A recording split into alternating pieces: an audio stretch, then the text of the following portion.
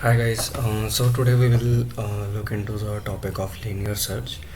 So basically what linear search is, we will do a single traversal on our data set and we will try to find a desired data that we want. Okay, so suppose we are given an array and we want to find a value in that array, if it is present in that array, if it is present in it or not.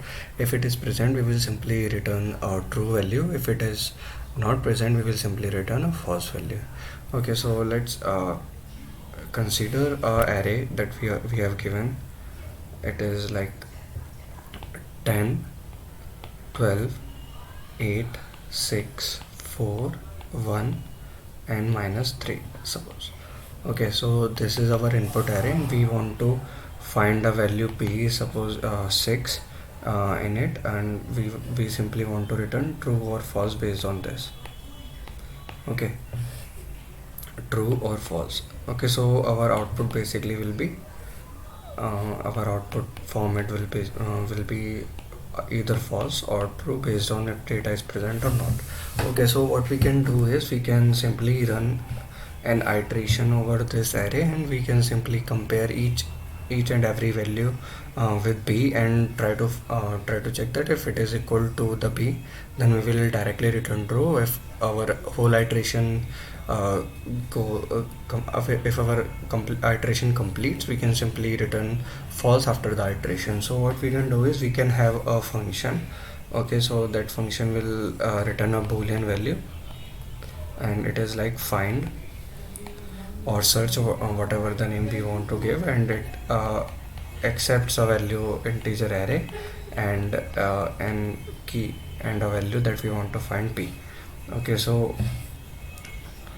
what we can do in this is we can simply check for every integer for int I is equals to 0 to n, that is basically a length -1.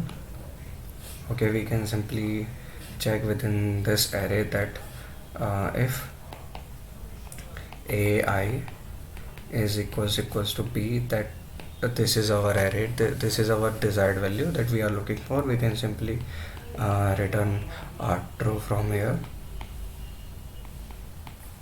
or else if our iteration completes that we haven't found anything which is equals to b, so we can simply return false from here.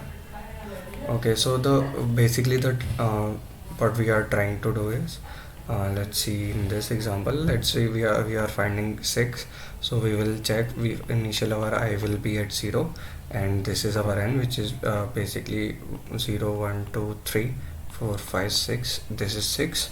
Okay, so now we can simply check if this value is equals to 6, this is not, we will move forward. This is equals to 6, this is not, we will move forward. Is this equal to 6, this is not, we will move forward. Is this equal to 6? Yeah, it is equal to 6, we will simply return true from here. Okay, so when we return true from here, our iteration basically breaks here and we won't proceed further.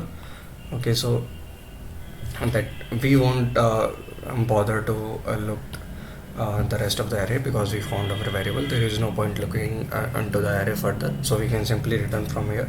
If suppose we want to find suppose our b was 7, okay, then what our iteration would be,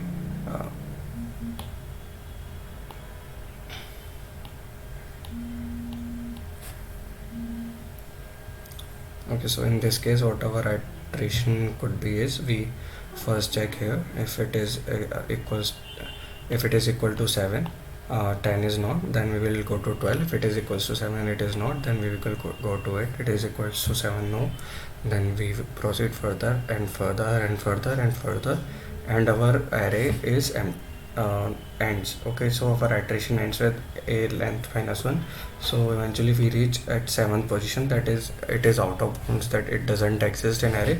So in that case we will simply return false, that we don't found anything with value 7. So in this so let's consider the time complexity and the space complexity for that. So the time complexity would be simply big O of n, because we are doing a single pass over the array, and we are just checking every value with our p value. If it is found, then we will return that. From there, if it is not, we proceed through the entire array. So in worst case, our time complexity would be order of n, and space complexity would be of order of 1, because we aren't using anything in this array. We are not creating any new variable or any new memory. We are not allocating any new space in this program. So basically the space complexity would be order of 1. Okay, so in next further videos we will discuss some problems based on linear search or searching properties. Then until then, bye bye. Okay, if you like this video, please comment, share, subscribe, and let me know if there is some improvement that I need to do with these recordings and some thing. Please encourage me to do this more such videos. I will try to do these videos regularly, and intuitively we can build intuitions in more complex problem in next further videos. Until then, bye bye.